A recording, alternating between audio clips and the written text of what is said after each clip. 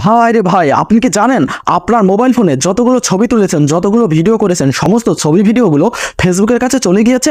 আপনি কখনো চিন্তাও করেননি যে আমার মোবাইল ফোনের গ্যালারিতে যা কিছু রয়েছে ফেসবুক কিভাবে জানলো? হ্যাঁ, আপনারা ভুলবশত ফেসবুকের একটি পারমিশন অন করে রেখেছেন, যার ফলে আপনার গ্যালারির ফটো ভিডিও সকল কিছু ফেসবুক তাদের সংরক্ষণে নিয়ে যাচ্ছে, যার ফলে আপনি কিন্তু কখনোই নিরাপদে থাকতে পারবেন না এবং প্রাইভেসি বলে কিছুই থাকবে না। কিভাবে এই পারমিশনটি বন্ধ করবেন চলুন শিখে আসি। শুরুতে আপনার অফিসিয়াল যে ফেসবুক অ্যাপ রয়েছে, অফিসিয়াল ফেসবুক অ্যাপে প্রবেশ করবেন। দেন উপরের দিকে দেখতে পাচ্ছেন ফেসবুক আইডি যে প্রোফাইল আইকন রয়েছে, এখানে যথারীতি একবার ট্যাপ দিবেন। ট্যাপ দেওয়ার পরে আবার ওই যে উপরের দিকে সেটিংস আইকন রয়েছে, এই সেটিংস আইকনের এখানে যথারীতি একবার ক্লিক করবেন। দেন স্ক্রল ডাউন করে একটু নিচের দিকে আসবেন। আসার পরে এই যে দেখতে পাচ্ছেন ইওর অ্যাক্টিভিটি এর নিচে রয়েছে এই যে ডিভাইস পারমিশন, এই ডিভাইস পারমিশনের এখানে যথারীতি একবার ক্লিক করবেন।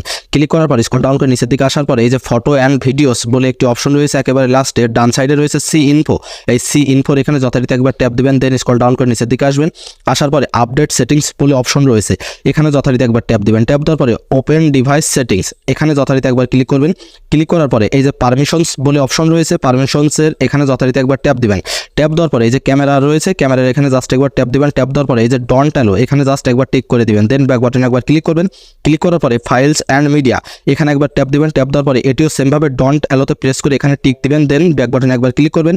ক্লিক করার পরে এই যে মাইক্রোফোন রয়েছে, এখানে জাস্ট একবার ট্যাপ দিবেন। ট্যাপ দেওয়ার পরে এটিও সেমভাবে এই যে ডন্ট অ্যালো রয়েছে, এখানে জাস্ট একবার ক্লিক করে ডন্ট অ্যালোতে প্রেস করে দিবেন। তাহলে আপনার কাজ শেষ।